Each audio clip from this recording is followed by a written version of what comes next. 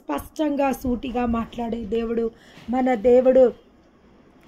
ప్రతి ఒక్క మాట, నా యొక్క మాట సుత్త వంటిది కాదా, బండలు బద్దలు చేయే సుత్త వంటిది కాదా అని కొన్ని స్థలాలలో ఆయన చెప్పడం జరిగింది. అవును, ఆయన మాట సూటిగా స్పష్టంగా మాట్లాడే దేవుడు. ఈరోజు మనతో కూడా ఈరోజు ఏషియా 58:11 వచనం ద్వారా దేవుడు మనతో మాట్లాడబోతుండు. ఏమని మాట్లాడబోతుండంటే, ఈరోజు దేవుడు మనకిచ్చిన వాగ్దానం ఏంటంటే, యెహోవా నిన్ను నిత్యమును నడిపించును. యెహోవా నిన్ను నిత్యము నడిపించును. దేవుడు ఈరోజు మనని నిత్యము నడిపిస్తా. నేను మిమ్మల్ని నడిపించేది నేనే, నడిచేది మీరైనప్పటికీ మిమ్మల్ని నడిపించేది నేనే అని దేవుడు ఎప్పటి వరకు నడిపిస్తాడంట? నిత్యము. మనము జీవించిన కాలమంతా మన దేవుడు మనల్ని నడిపించే దేవుడు. మన కాలికి రాతి తగిలి నవ్వకుండా దూతల చేతులలో మననెత్తుకొని నడిపించే దేవుడు. ముదిమి వచ్చు వరకు నిన్ను చంకనెత్తుబెట్టుకునే వాడను నేనే అని సెలవిచ్చిన దేవుడు. అవును, చూడండి, చిన్న బిడ్డలుగా మనం ఉన్నప్పుడు ఆయన ఏం చేస్తుండు? తన అరిచేతులలో మనం చెక్కుకొని ఆయన చేతులతో మనని మోసిండు. కొంచెం మనం యవ్వన ప్రాయంలోకి వచ్చిన నడి వయసులో మనం వచ్చినప్పుడు ఆయన తన దూతలకు ఆజ్ఞాపించిండు. ఏమని?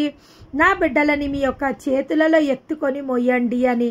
తర్వాత మనం వృద్ధాప్యంలోకి వచ్చినప్పుడు, వృద్ధాప్యంలో చాలా గొప్పగా దేవుడు మనని వృద్ధులని గనపరుస్తుండు. ఆయన ఏమంటుండు? మనం వృద్ధాప్యంలోకి వచ్చినప్పుడు ఆయన తన చంకనెత్తబట్టుకొని వృద్ధులను ఎట్లా నడిపిస్తుండంట? ఆయన తన చంకనెత్తబట్టుకొని నడిపించడం జరుగుతుందంట. దేవుని నామానికి మహిమ. ఇక్కడ ఒక మాట మనం చూడండి, క్షామకాలమున ఆయన నిన్ను తృప్తిపరిచి నీ ఎముకలను బలపరచును.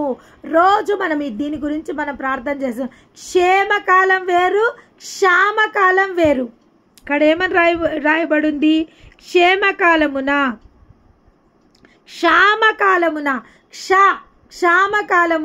క్షేమకాలం వేరు, క్షామకాలంలో వేరు. క్షేమకాలం అంటే అన్ని పరిస్థితులు బాగున్నాయి, అన్ని విషయాలలో మనకు బాగున్నప్పుడు అది క్షేమకాలం అంటాం.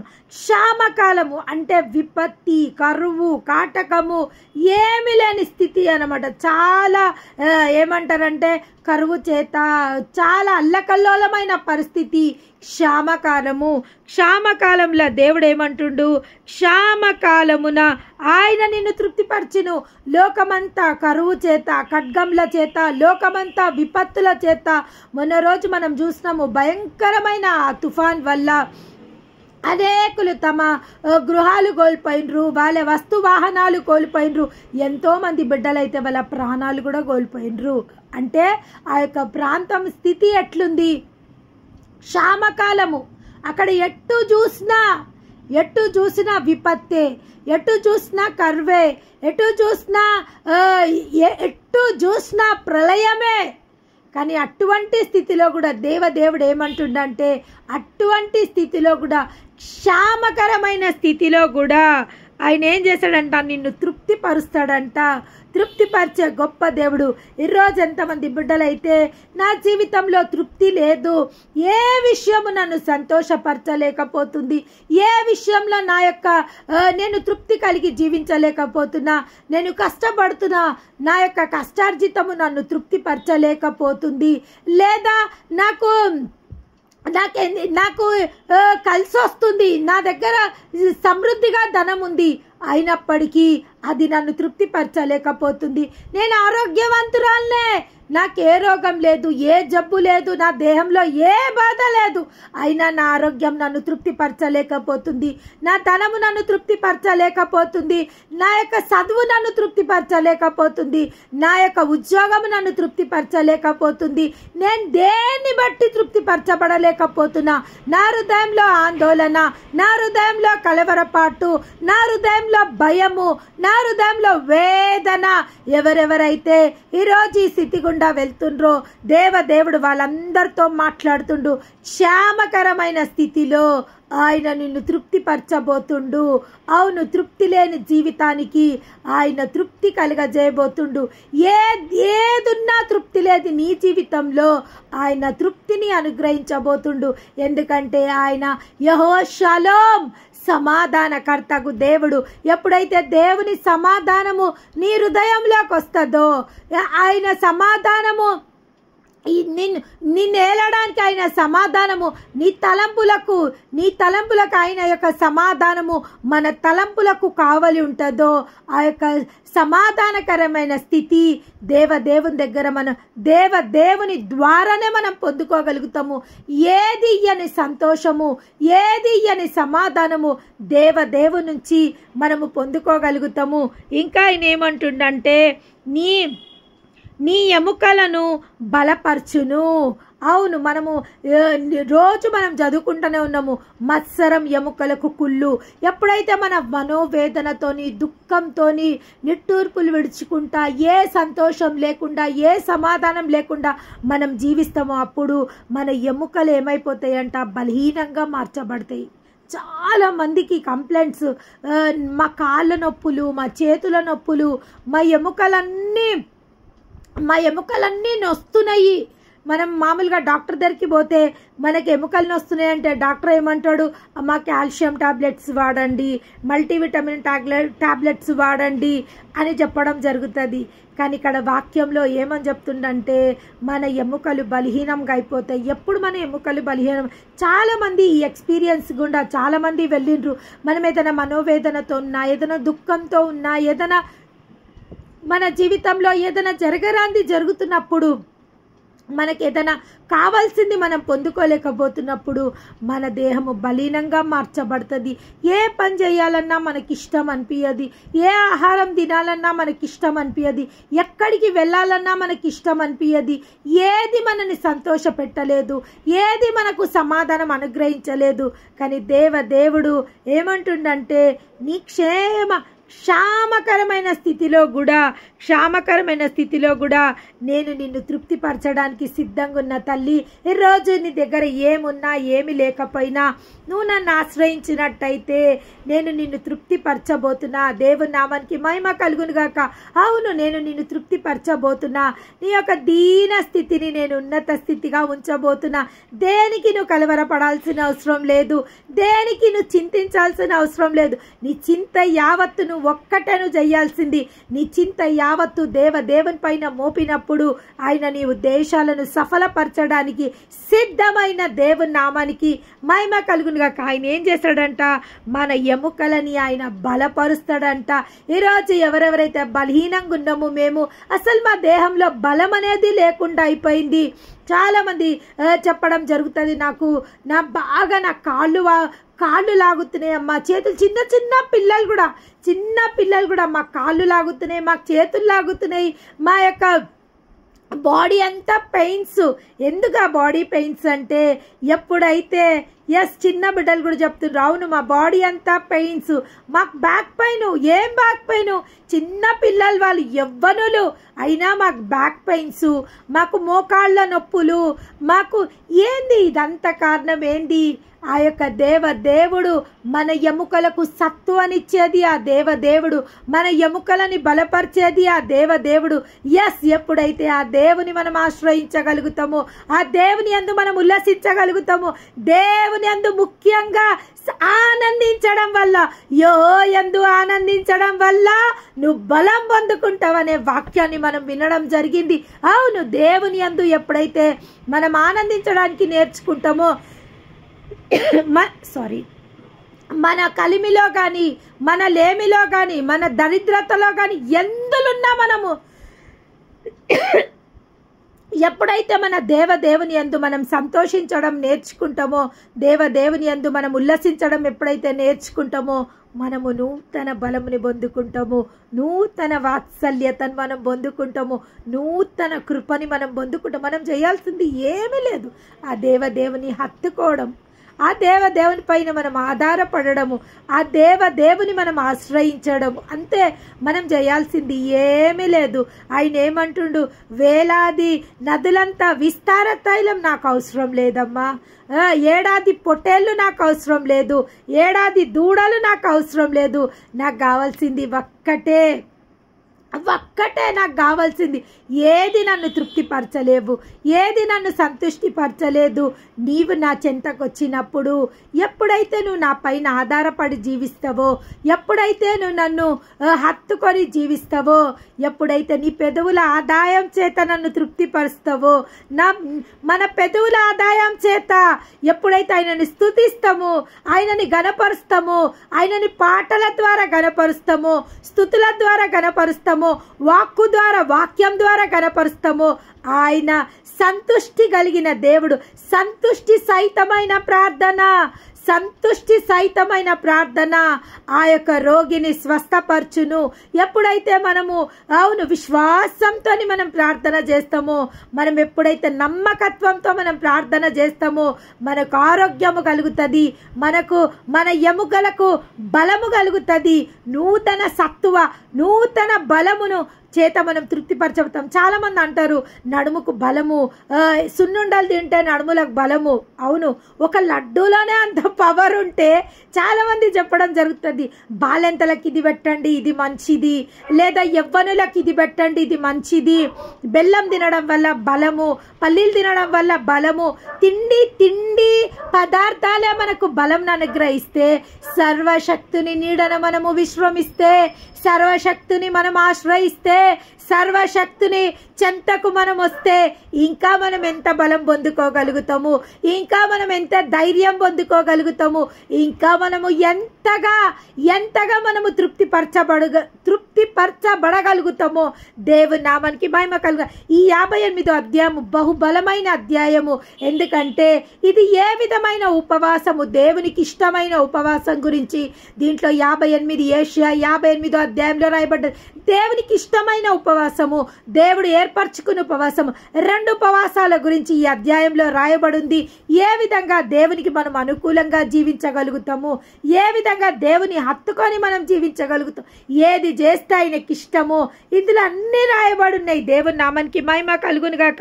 ఇంకా ఆయన ఏమంటుండు, నీవు నీరు కట్టు తోటవలే, ఎప్పుడు ఉబ్బుకుచున్న నీటి ఊటల వలె ఉంది. దేవుని నామానికి మహిమ కలుగును గాక.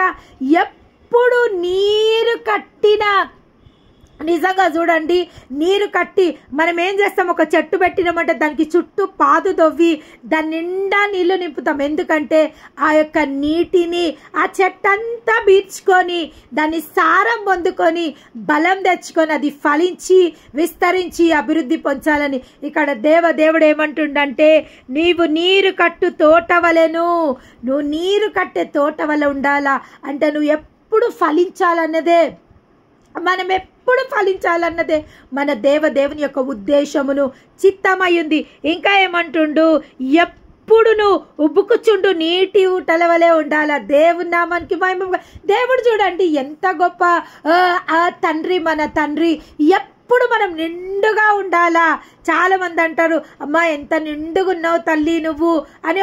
వాళ్ళని చూసినప్పుడు చాలా మనకు వాళ్ళ ముఖం పైన స్మైల్ని చూసినప్పుడు కానీ, లేదా వాళ్ళ అలంకరణని చూసినప్పుడు కానీ మనం ఏమంటాం, అమ్మ ఎంత బాగున్నావు తల్లి, నిండుగున్నావు అని అంటాం.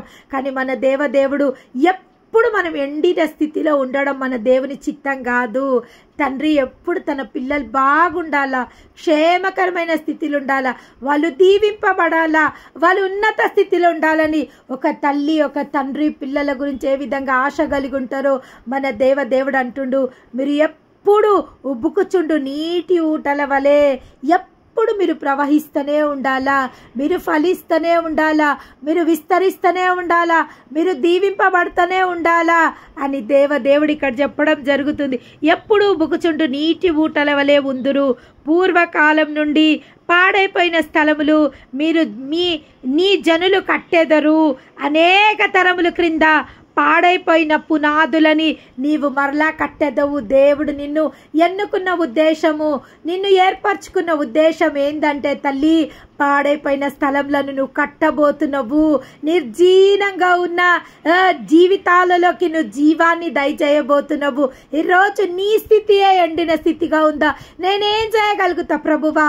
ఈరోజు నేనే ఫలింపలేని స్థితిలున్నా, నేనే ఒకరి ఓదార్పు కోసం ఎదురు చూస్తున్నా, ఎవరన్నా వచ్చి నాకు సహాయం చేస్తారేమో అని నేనే దీన స్థితిలున్నా అని ఎవరెవరైతే వాపోతుండ్రో వారందరితో దేవుడు ఏమంటుండంటే, నువ్వు పాడైపోయిన స్థలంలను కట్టుదువు, దేవుని నామానికి మహిమ కలుగును గాక.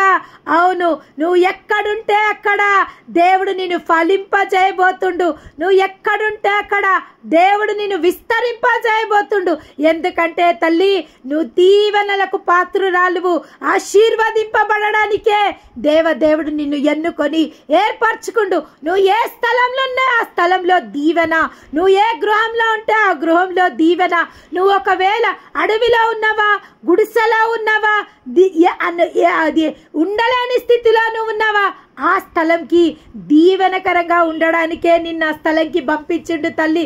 ఏ రోజు నువ్వు అనుకుంటున్నావా, అయ్యో ఈ స్థలంలో నేను ఉండదగని దానను, ఈ స్థలంలో నేను ఎందుకున్నా, ఈ స్థలంలో నేను రోధిస్తున్నా, ఈ స్థలంలో నేను అంగలారుస్తున్నా, ఈ స్థలంలో నాకు సంతోషం లేదు, ఈ స్థలంలో నాకు సమాధానం లేదు అని రోధిస్తున్న ప్రతి ఒక్కరితో దేవుడు అంటుడు, తల్లి నిన్ను దీవెనకరంగా ఉండడానికి, పాడైపోయిన స్థలములని బాగు చేయడానికి నిన్ను నేను అక్కడ ఆ స్థలంలో నిన్ను ఉంచి ఉన్న తల్లి.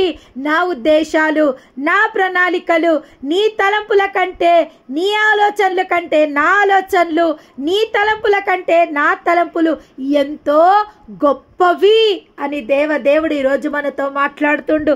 ఇంకా ఏమంటుండు, పూర్వకాలం నుండి పాడైపోయిన స్థలములను నీ జనులు కట్టెదరు.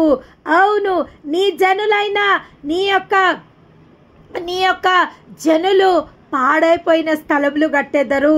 అవును, నీ పాడైపోయిన ప్రాకారాలను దేవుడు కట్టబోతుండు. శిథిలమైపోయిన నీ జీవితాన్ని ఆయన ఫలింపజేయబోతుండు.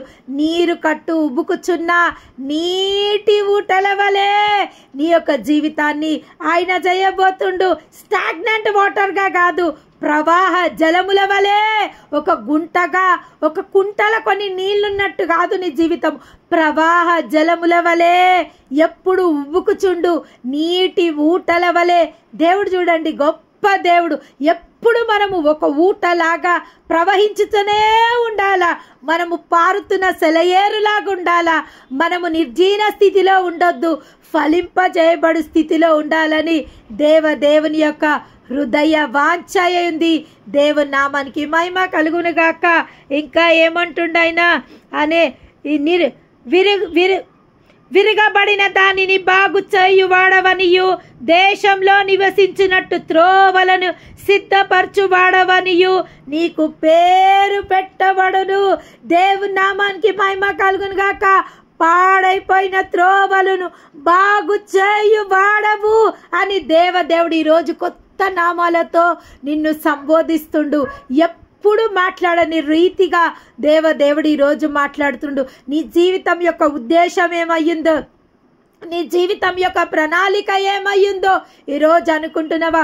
నా జీవితమే భారంగా ఉంది, నా జీవితమే శిథిలమైపోయింది, నా జీవితంలోనే ఏ ఆశ లేదు, ఏ నిట్టూర్పులు విడుస్తున్నా ప్రతి ఒక్కరితో దేవుడు ఈరోజు పాడైపోయిన స్థలాలని బాగు చేసే దానిగా ఉబ్బుకుచుండు నీటి ఊటల వలె నిన్ను చేయబోతు. దేవుడు విరగబడిన దానిని బాగు చేయి దానిగా దేవుడు నిన్ను చేయబోతుండు.